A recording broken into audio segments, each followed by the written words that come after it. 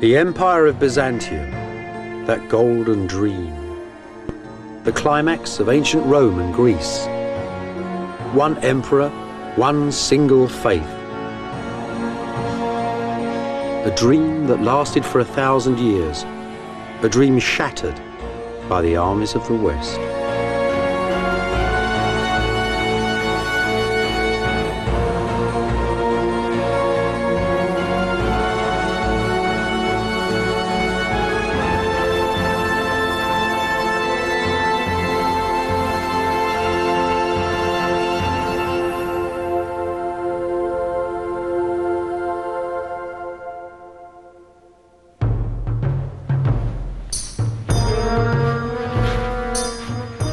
The fame of Byzantium travelled from Iceland to China, from Ethiopia to Russia, to every kingdom on the earth.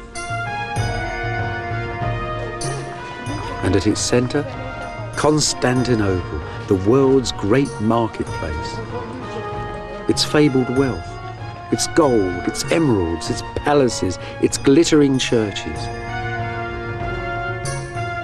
A legend so rich it caused its own destruction.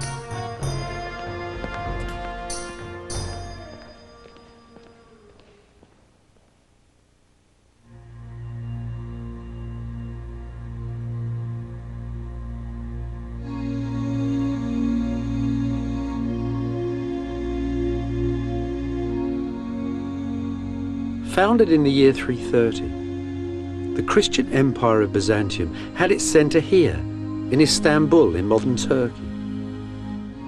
The Byzantines called this city Constantinople. 1,000 years ago, it was the richest city of them all, the eye of all the world. In the very centre, the ancient church of St. Sophia, converted now into a mosque. Here, the emperors of Byzantium met the King of Heaven, the lords of this world and the next, the centre of the Christian universe. Visions of this holy city and its golden emperors filled the mind and the imagination of every medieval prince and king until one day, an army of the Christian West came here and destroyed it.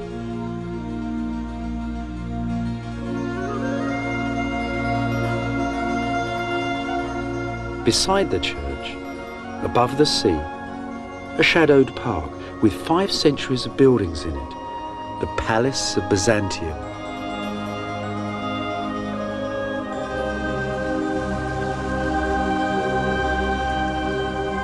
A 1,000 years ago, there were gold pavilions here, chapels, mansions, set in a sea of green. An earthly paradise. One of the most potent ancient legends of our planet, the home of God's emperor on earth. So where is the Holy Palace of Byzantium in modern Istanbul? That's a lump of it there, that sad, pathetic pile of brick. You have to go into the streets, into the alleyways. You really need a map. Look, I'll show you. Modern Istanbul. Why the map's always open the wrong way? Modern Istanbul, ancient Constantinople. I'll show you what I mean. Look, there's the great Roman roads coming into the centre of town, the hippodrome where the people met the emperor, the great church just beside it. And there, between that wall and that one there, that whole area was all palace. Dozens of buildings, dozens of churches, all together, high and glittering right across the hill. So you might ask, where the hell is it now?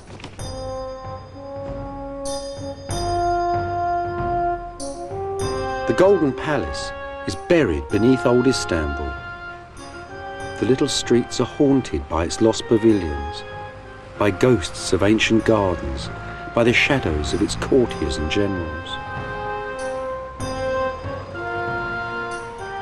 The enormous curve of the imperial racetrack still stands though, a shattered wonder of the medieval world.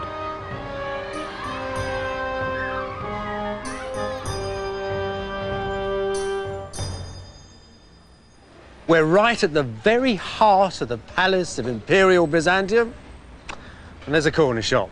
Well, at least you could say the Byzantines invented corner shops. They had a law about them. There should be one in every street, they said, for the necessities of life. That there, though, that's something else. That's a part of the palace itself. Just part of the foundations, though. Once they held a great high terrace, not that tea house up there, where the emperors walked each evening in the fading light, their fine silks flowing gently in the fresh sea breezes.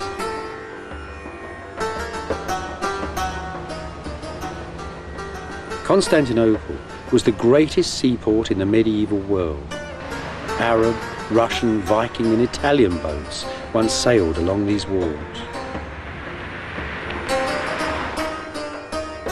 This is the ruin of an imperial pavilion, some 14 centuries old. The warm sea once splashed against these walls. Those are the doors through which the emperor once walked to board the royal yacht, the Greyhound.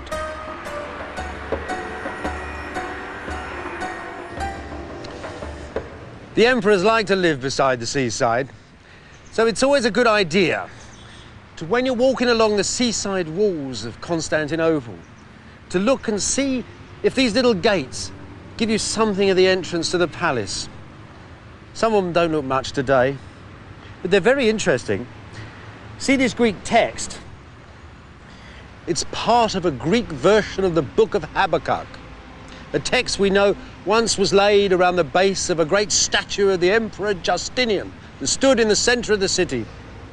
So this, then, is not an ancient gateway, because that statue was still standing a few hundred years ago. Where on earth can we find the picture of the Palace of Byzantium?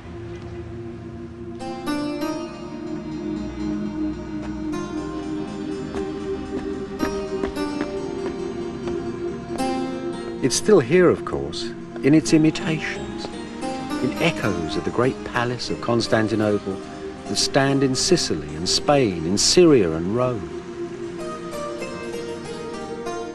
Villas, gardens and verandas, all set like tents across the hill.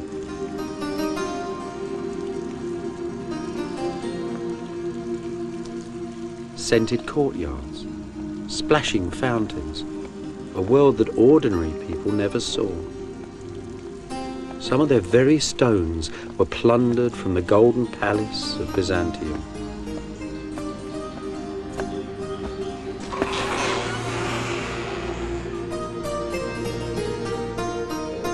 There were churches too, filled with the holiest of relics.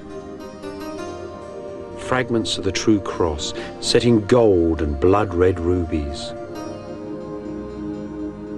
And great jewelled cups made for the emperor's own communion.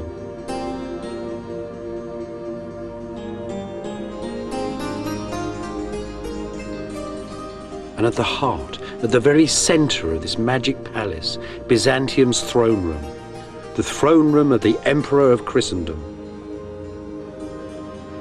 As you approach the imperial throne of Byzantium, you'd have felt as naked as a man on Judgment Day, utterly defenceless. The man who sat on that chair didn't rule by the will of God. He was the will of God on earth. He was God's instrument. He was divine providence personified. Some Byzantines believed that the end of world history would come when that man on that throne took his crown off and laid it on the rock of Calvary. It's probably the most total form of government the world has ever seen. You don't have, for example, participatory government in this. Who can participate in the will of God? You can only bow before it. You can't have morality or loyalty. You can't have good kings or bad kings, because who can know the workings of the will of this astonishing emperor? That is Byzantine politics.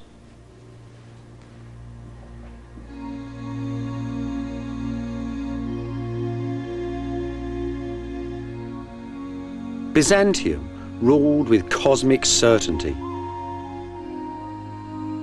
It didn't dominate its neighbours with vast armies, but with images of God and government, with bars of gold and promises of princesses in marriage and alliance, all dressed up in the silk robes of Byzantium.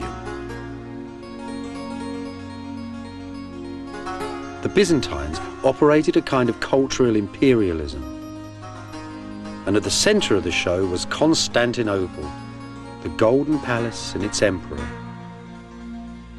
the rituals of its church and court.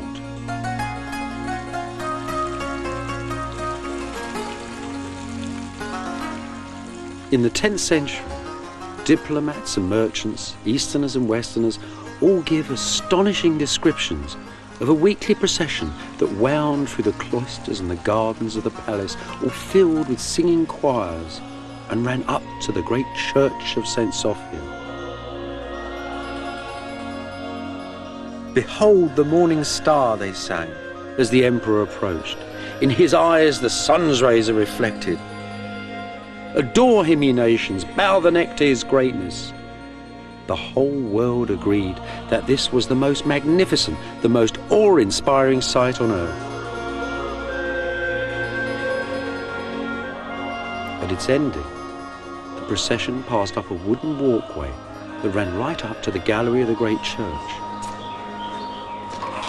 and entered St. Sophia through this door.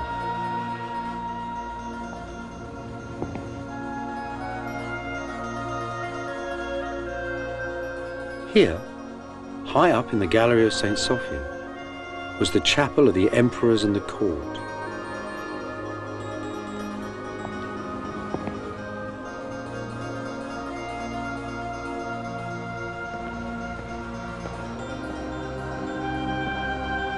Below the balcony, in the incense and darkness of the ancient church, pilgrims from Asia, Africa and Europe visited and kissed 1,000 holy relics, a little holy land of marble, gold and bronze.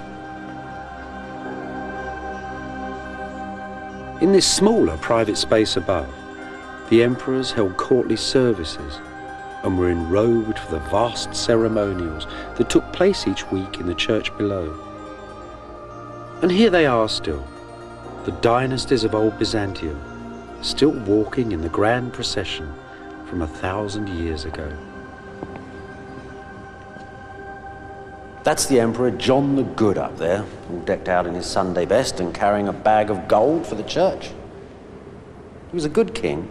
He was from the Commagene family. It was a noble dynasty, died out in 1185. That's his wife, Irene. She was a Hungarian princess. See, she's got blonde hair. And that poor little weedy chap round the corner is their son Alexis. John desperately wanted him to succeed to the throne, but he died young.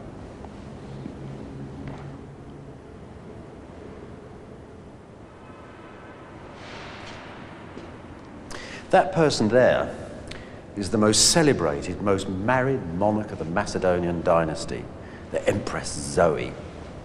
Zoe ruled Byzantium in her own right in the 1050s. But Zoe also had royal blood in her veins, and she legitimized 3 successive husbands as emperors. That's the last of them, the pious Constantine IX.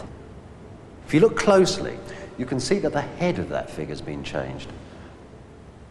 I bet there were portraits of her other 2 husbands underneath. Now, the funny thing about this mosaic is that Zoe's portrait's been changed along with her husband's too. You know, some historians have said that she was very vain, certain she was beloved of the people of Constantinople, who thought her very beautiful. And you know, she was almost 60 when that portrait was made.